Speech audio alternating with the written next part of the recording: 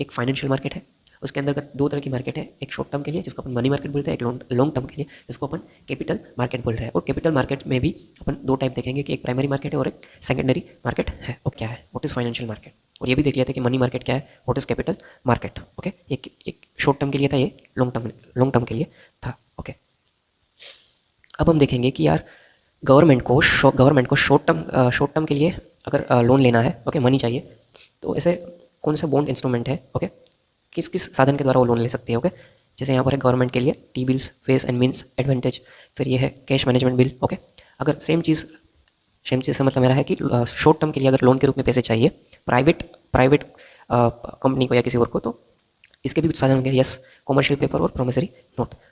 अगर bank short term के लिए लोन ले रही है तो उसको अपन बोलते हैं certificate of deposit, call money and notice money. क्योंकि ये जो है सर्टिफिकेट ऑफ डिपॉजिट, ओके, जिसके द्वारा bank and non banking financial company है वो शॉर्ट टर्म के लिए लोन ले रही है, इसमें ऐसा होता है कि ये जो है ना, interest plus discount rate, interest plus discount rate तो नहीं, लेकिन ये भी क्या है कि इंटरेस्ट रेट पर खरीदा जाता है।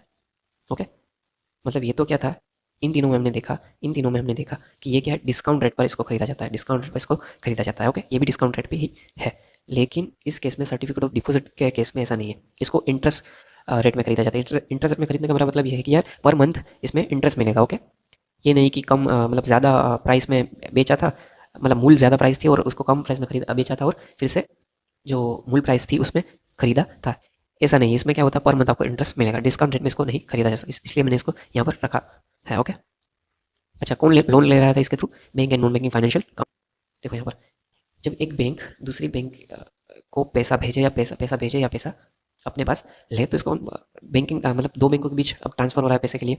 ओके, अगर ये transfer with in one day मतलब एक दिन के लिए हो रहा है, ओके, इसको हम बोलेंगे कॉल मनी। लेकिन अगर ये ट्रांसफर बढ़ के चला गया 14 डेज तक, तो इसको अपन बोलेंगे notice money. Okay, call money सिर्फ वन डे के लिए होता है, अगर ये आगे बढ़ के 14 डेज तक हो जाता है तो इसको हम बोलते हैं नोटिस मनी।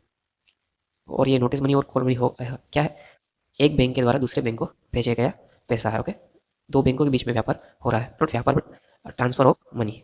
ओके, सिंपल सी चीज़ है, देख लिया what is call money and notice money. अच्छा, इसका मतलब ये कब बैंक ट्रांसफर करती है, जैसे मैंने पहले भी आपको बताया था कि भाई डिपॉजिट के फॉर्म में जो पैसा आता है उसमें से कुछ कुछ जो परसेंटेज है वो बैंकों को अपने पास रिजर्व मनी के रूप में रखना पड़ता है। तो जब भी ऐसा पैसे की नीड पड़े रिजर्व मनी के रूप में पैसे को रखने की, तो एक बैंक दूसरे बैंक को कहती है कि भाई तुम मुझे कॉल मनी है नोटिस मनी के रूप में पैसे भेजो, क्योंकि मुझे रिजर्व मनी के रूप में पैसे सेव करने हैं।